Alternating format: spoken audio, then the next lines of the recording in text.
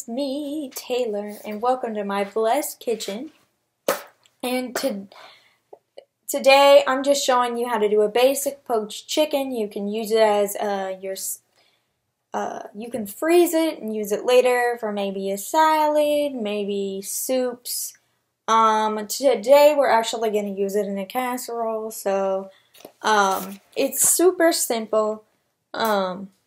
But a lot of times we just don't know what to do when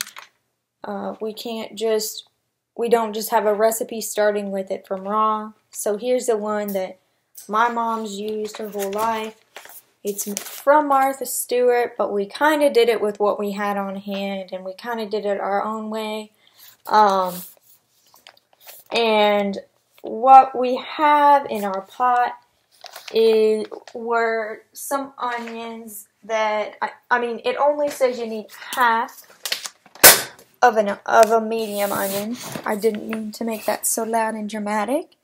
Then we have one celery stick in there. It did call for one carrot stick, but we didn't have any of those. That will add some flavor. Then I have a teaspoon of peppercorns, a teaspoon of coarse Mediterranean sea salt. It just called for coarse salt. And again, I've mentioned I could tell you about different salts for another day. Just let me know if you'd be interested in that in the comment section. And then I have some garlic. I have 3 garlic cloves in the pot. Some other things that aren't in there that you could add are maybe some sprigs of thyme or parsley, or that's about it. As you can see, it's getting hot in there. We're waiting for it to reach a boil, and then we're going to add our chicken in, and then I'll tell you the next step. And I just finished those cookies. Hopefully I will get those for another video for you. So I hope this video will find it helpful for you, because I know a lot of people that might need a little extra help with this step. And now you can just pull it up on the Blessed Kitchen. So have a great day. I'll see you soon. Hey, I just put the chicken in. I got to a boil, and make sure your water covers your chicken just a little bit more, and try and move it around in there if not. But by about ½ an inch is your goal. It's kind of hard to measure out before you put the chicken in there. So I will say that's the one tough thing about this recipe.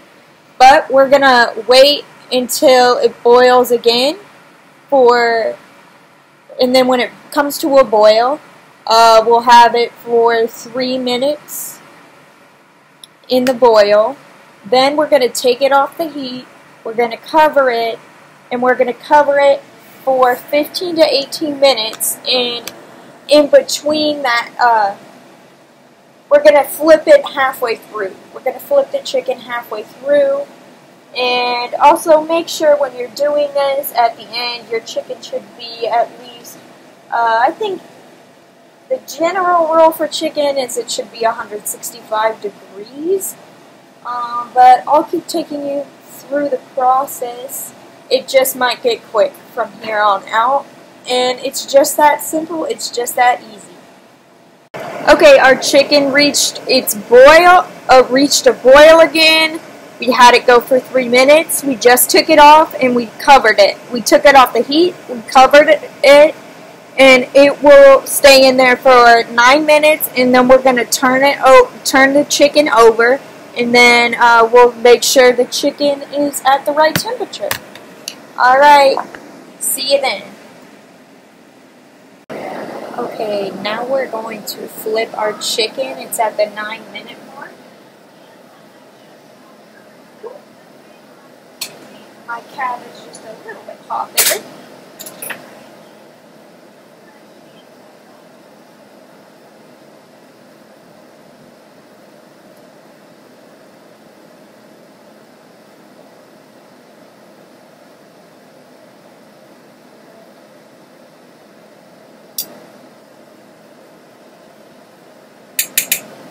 I got some chicken water on. This This is one of my newer sweatshirts. I think I'll be okay. Wasn't anything too ordinary. Alright, then we're going to let it go for another 9 minutes, and then the chicken should be done. Again, make sure that internal temperature is correct. Double check what that is. I believe off the top of my head it's 165, but I don't think that's correct. I'll get back to you on that when I check this chicken. Alright, thanks guys.